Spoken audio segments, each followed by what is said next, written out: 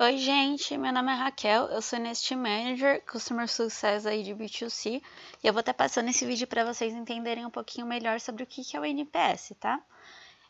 Esse vídeo vai ser dividido basicamente em o que é o NPS, como é feito o cálculo, as categorizações e as ações para vocês tomarem com base no NPS.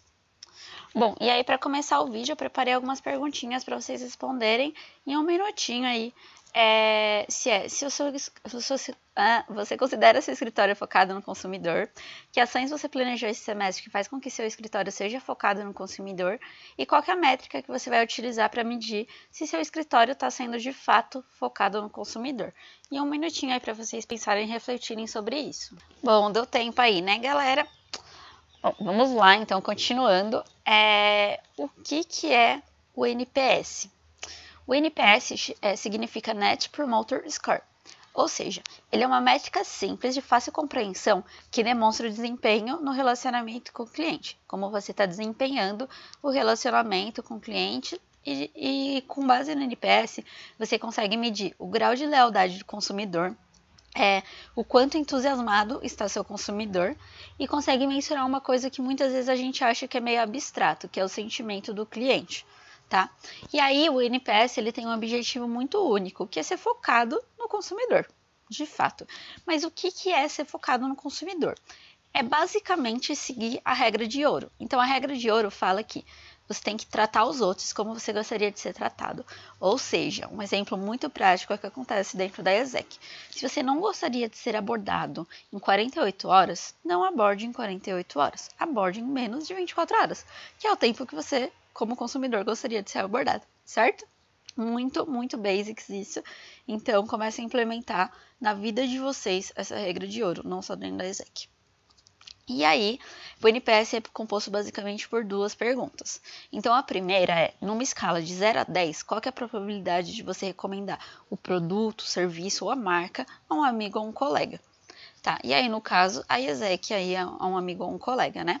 E aí depois que o consumidor responder essa pergunta, vai abrir uma outra pergunta que é basicamente, qual é o motivo mais importante para a nota que você deu?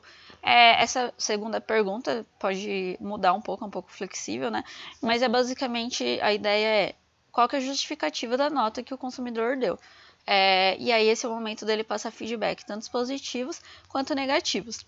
E aí essas respostas também vão trazer nossos maiores gaps e tudo mais, porque às vezes ele dá uma nota baixa, mas não justifica o porquê.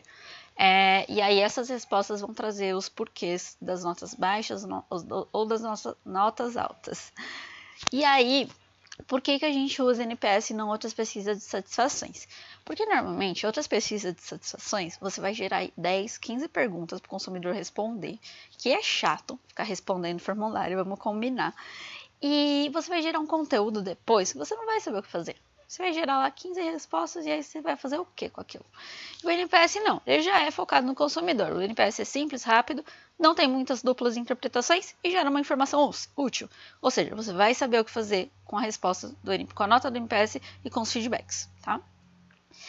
E como é calculado? Então, basicamente, como eu tinha falado antes, o consumidor vai dar uma nota de 0 a 10, e aí de 0 a 6 ele é um detractor, 7 e 8 ele é um neutro, e 9 e 10 ele é um promoter.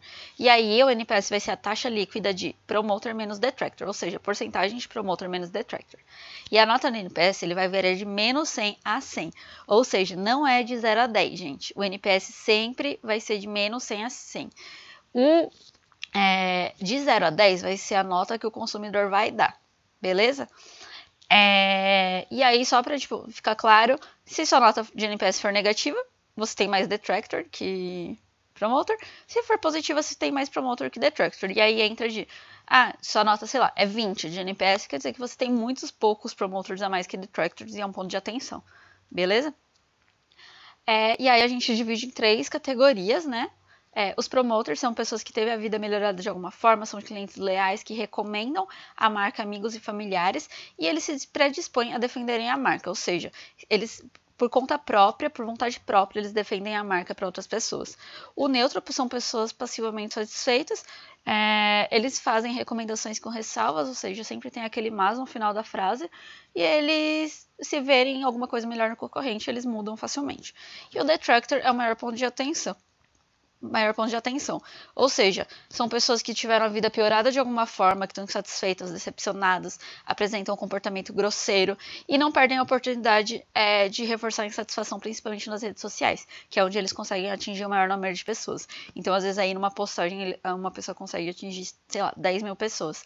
E imagina 10 mil pessoas de uma vez lendo que sua marca, seu produto é ruim e que piorou a vida dela de alguma forma, certo? E aí, por que é importante a gente ter muitos promoters? Porque promoters geram mais clientes por recomendações. Isso vai custar menos para atender o cliente que chega por recomendação. Você vai gastar menos com atração, porque você não vai precisar, por exemplo, ficar fazendo Facebook Ads, porque os próprios promoters vão gerar clientes para você. E o consultor vai gastar menos energia explicando sobre o produto. Por quê? Porque o próprio promoter muitas vezes já faz isso. E você consegue focar, ter mais ações focadas no consumidor, gastar mais com isso. E você vai ter um retorno de investimento maior. Ou seja, um cliente por recomendação não custou nada, e se você der um approved é muito alto, esse ROI vai ser de 100%, certo? E aí, ações práticas quando vocês verem um neutro e um detractor. É muito simples, gente.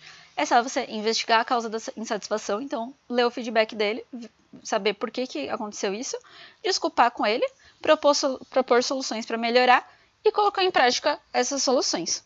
Simples, né? E sempre focar em ações preventivas para você não ter neutro e detractor.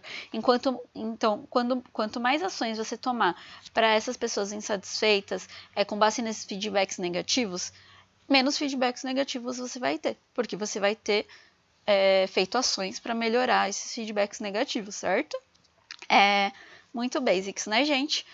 Então, deixei uma frase para finalizar, que a regra de ouro é a base da lealdade, e a lealdade é a chave para o crescimento com rentabilidade. Ou seja, mais promoters, mais clientes leais, maior a rentabilidade do seu escritório, maior a sustentabilidade do seu escritório. E é isso que eu queria passar para vocês. Foi um pouco corrida, mas no próximo vídeo eu vou falar um pouquinho sobre como a gente trabalha a nível nacional. Qualquer dúvida, podem me procurar aí por e-mail, telefone. E é isso, gente. Obrigadinha.